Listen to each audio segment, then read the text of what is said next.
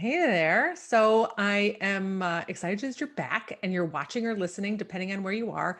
Like I said in the previous podcast slash video, is I like to record them on video, and so I'm going to share them on YouTube, and I'm going to take the audio and put it on a podcast. So wherever you're listening, you can see or listen to the other one, and those links will be somewhere in the show notes or the description. So I hope you check those out if you want to listen to it or consume this material in a different way.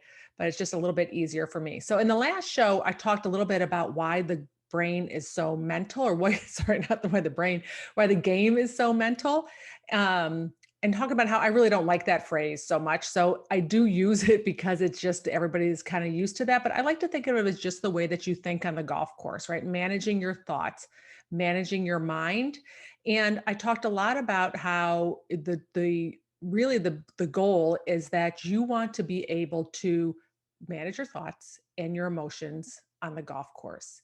And the way that I learn things is I have been very familiar. I'm a little bit of a nerd. I'm okay with saying that. I have no problem with that. I skipped a year of high school, not because I'm super smart, just because probably overconsumed, took too many classes and did all the things. So I could skip a year of high school. I love to just consume information, and I like to read and to learn. And so while I was pursuing trying to figure out how I could best manage my mind on the golf course. At the time I was calling myself very mental, or like that there was something wrong with me. I thought actually I probably wasn't like genetically blessed with that skill so much. So in the pursuit of doing that, I learned a lot about just cognitive behavior and then the think, feel, act model, which I'm sure a lot of you have heard about. That concept is very old. It's been around for centuries, back to I think, therefore I am. And we become our thoughts kind of concepts. So, or phrases or quotes, right? So I really, for the most part, I got it. I understood the think, feel, act thing. I get it. What we think, then produces our feelings and then we act, right? So I think I'm going to hit the ball in the water. I feel nervous and I hit the ball in the water kind of thing, right? Or I take a fast swing. I get it, right? But for me it just wasn't a complete picture. I didn't totally understand how I could apply it or how I could control that. I could see that they were happening on the golf course. I could see that I had these thoughts and then they made me anxious and nervous and or stressed or mad, right? Or disappointed, right? And then I could see how I acted certain ways. But I really just kept feeling like I was missing something or a piece of the puzzle. And the way that my brain works is that I like to see the big picture, right? I like to once I understand the whole picture, that I'm good. Like I get it, right? And it's it's kind of like when I remember when I took history in college, and you were taught to like memorize all these dates, right? Like, it was let's say the War of 1812, and I had to memorize that on September 7th in 1811 that these two people met. I was like, I don't care. No offense to any history majors. I just don't care about that date. Like, why does that matter? I still don't even know what the War of 1812 was about. And I probably wrote 4 papers on it because I didn't get the whole picture. I was so consumed with the little pieces of it, the dates and the people who were meeting. To me, that didn't mean as much if someone could give me the big picture. And once I have the big picture, I get it. I'm done. Like I'm good. That also is the way that taught golf or teach golf, right? So when I played for a living, my dad, for the most part, was my instructor, even though I worked with a lot of other very awesome teachers. For the most part, my dad was my instructor.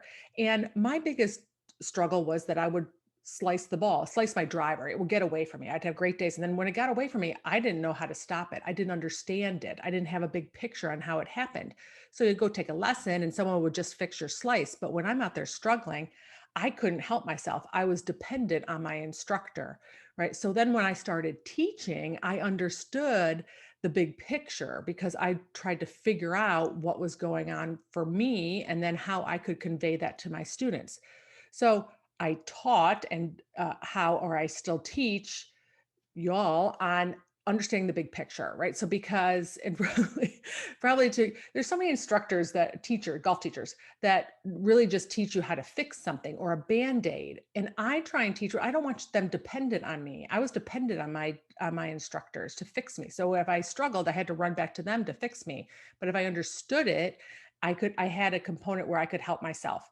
So I'm always looking to try and understand the picture. And I teach that I want all of my students to be not to be dependent on me. I want you to get it, because once you get it, then I think you're good. Now, of course, not everybody wants to learn that way, but that is the way that my brain works. I enjoy that. So back to the think, feel, act thing. It just I didn't have the pieces all together. I didn't get it. It was good. It was like telling me like, yeah, I'm slicing and I maybe need to change my grip, but I didn't understand the why. With golf, there's certainly a component that it's probably better. You don't know have all the mechanics, especially for me. I was a field player, so you don't become too mechanical and thinking too much. But I really didn't understand any of it. People would just tell me how to, fix one thing. It would straighten out my ball, and then I just hoped and prayed it hung together through the next tournament, right? Until I could go back and get some more help and keep everything kind of on an even keel, like no big ups and downs in my swing or my ball striking. So I started, of course, studying and learning more, and I came across a life coach, her name Brooke Castillo, which she ended up putting bookends to this um, think, feel, act. And when she did that, everything clicked for me. And all the pieces came together. And I want to share a little bit of that with you here so that maybe it connects with you. So the top part of the bookend, so you have thinking, feeling, and acting. The top part of the bookend is that we have circumstances on and we're going to talk about the golf course, right? We have circumstances on the golf course that are just facts. They come before that thought, right? So there we think, we feel, we act, but what are we thinking about? We're thinking about a certain situation or fact. I'll put this into context so it makes more sense here in just a second. So basically, anytime you have a situation on the golf course, often what we do is we think the situation is what makes us feel a certain way. And when that happens, that's when we lose our power, right? We become at the effect of the golf course. So in other words, I have 100-yard shot over water and I'm nervous, right? There's people watching me and I'm anxious, right? I have a downhill putt, right? And I'm a little stressed that I need to win it. I missed a shot and I'm angry, right? So those are all those things that I first said are just situations. And this is how we know it's a situation or a fact or a circumstance is it's totally neutral. Everybody on the planet would have to agree with it, right? It's you could prove it in a court of law, and it's neutral. It's neither good nor bad. It's neither positive or negative. So a 100-yard shot over water does not make you nervous and it's not a fact that makes you nervous because it doesn't make me nervous, right? And there's plenty of people it doesn't make nervous. A 4-foot putt downhill, right, with a left to right break doesn't necessarily make everybody anxious, right? So when we think that the situation that we're in is what is creating our feelings or our emotions on the golf course, we give away our power. What's missing or where the pieces came together for me is that we then have thoughts about them. This is where we have options. So, in other words, I have a 100-yard shot over water, and my thought is, I don't want to hit it in the water. And then we become nervous. Or my thought is, this is going to be horrible if I hit in the water. I'm going to ruin my score if it goes in. I could totally lay the sod over this and it's going to go in, right? All those thoughts. We have that. Your brain says this is danger, and all the thoughts come up.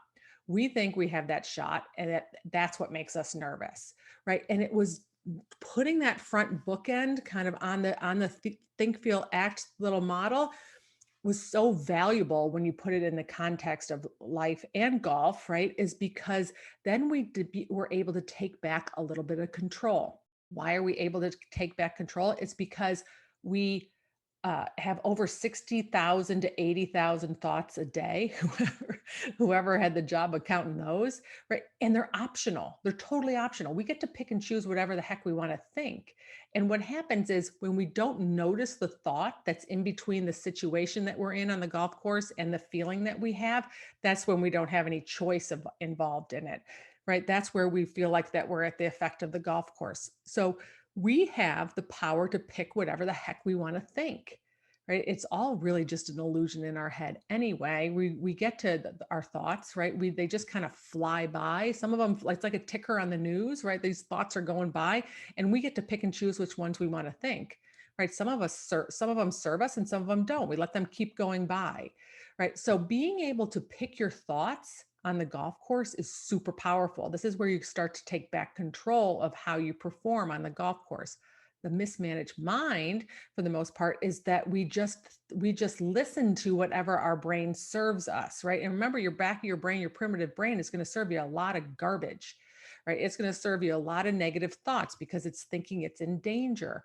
And when you choose not to listen to it, right, you choose to pick a more intentional thought that is going to serve you. That's when you're going to be able to take back more control on the golf course, right? So that you can start performing better and taking more of your golf swing, your good golf swings, the swings that perform and get the best results out on the golf course, right? Even Aristotle said that it is the mark of an educated mind to be able to entertain a thought without accepting it, right? That means that you can hear the thought, but you don't have to accept it. Just because it's served up to you doesn't mean it's true, and doesn't mean that there's something wrong with you or that you have a problem or any of that stuff, right? You can just let it go by. That's why your number one step is always awareness. You've got to start listening to what you're saying to yourself, and then you get to start picking what you want to say to yourself. That's when you're really going to be able to change your results. Okay, so let's talk a little bit about the A part of that think, feel, act little cognitive behavior model, right? The A part is your actions, right? The things that you do on the golf course. So, as far as you're concerned, for golf, that has to do with things like swinging faster or swinging with good tempo or swinging harder, gripping harder. Rushing, coming out of your posture might be an action that you take, not focused. All those things that you do on the golf course over a golf shot are affected by how you feel, right? So if you're nervous, what I want you to do is go back to like an emotion that you know that you have on the golf course or a feeling that you have on the golf course. Let's say it's nerves or anxious or stressed, and you're going to think about what you do when you're in that feeling, when you're in that state, right? For a lot of us, it's we swing faster or harder or shorter. It's just not the same swing we have when we're on the golf course or we're on the range, right? So when you're on the range, right, what feeling do you have? Pretty calm, right? There's not a whole lot going on out there, hopefully, that you don't have a stressful range, right? And when you're calm, you make your best swings. But when we go on the golf course and our brain puts us on high alert, right, then we become anxious. And then that action that we take is that we're a little bit more rushed, or we squeeze harder or swing faster. We come out of our posture. We don't think clearly, right? So we don't take our time. We don't notice all the other options that we normally would have taken in. We shortcut our pre-shot routine, right? All those different things. That's the A line, right? That A of the think, feel, act, those are the things that affect your golf results, right? That you get. Those are the things that affect the result of the shot going in the water, right? The shot doesn't go in the water.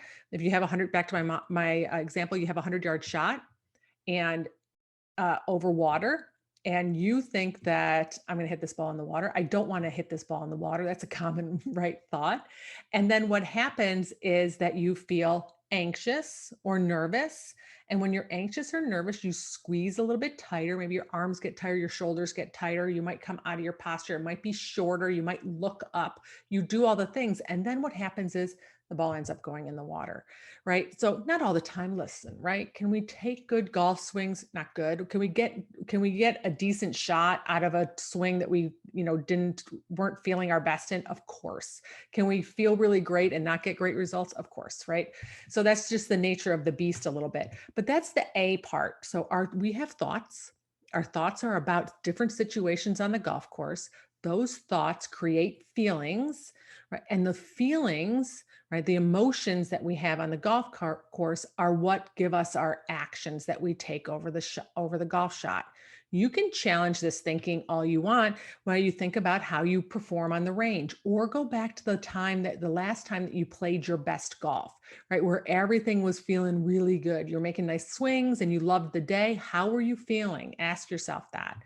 You probably weren't anxious, right? You probably weren't mad, right? You probably weren't stressed out. And what were you thinking about on that golf course or on that during that round or on that shot, right? And that's the beauty of this little think, feel, act. Adding on that C part was really what helped put a lot of the pieces together for me. And then the other bookend I'm going to talk with you about in the next podcast and show you how this whole little formula goes together so that you can start using it to help yourself on the golf course. So I hope you stay with me and I'll see you on the next episode. All right. Take care.